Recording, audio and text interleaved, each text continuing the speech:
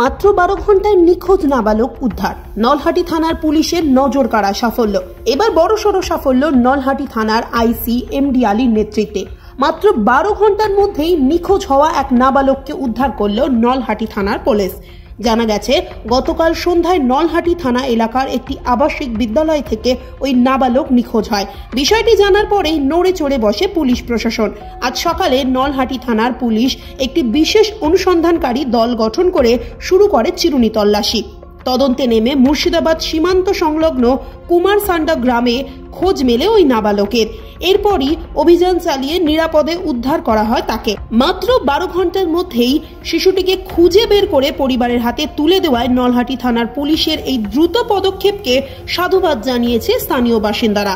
এই অভিযানে সহায়তার জন্য জেলা পুলিশের পক্ষ থেকে কৃতজ্ঞতা জানানো হয়েছে এলাকার সাধারণ মানুষদেরও।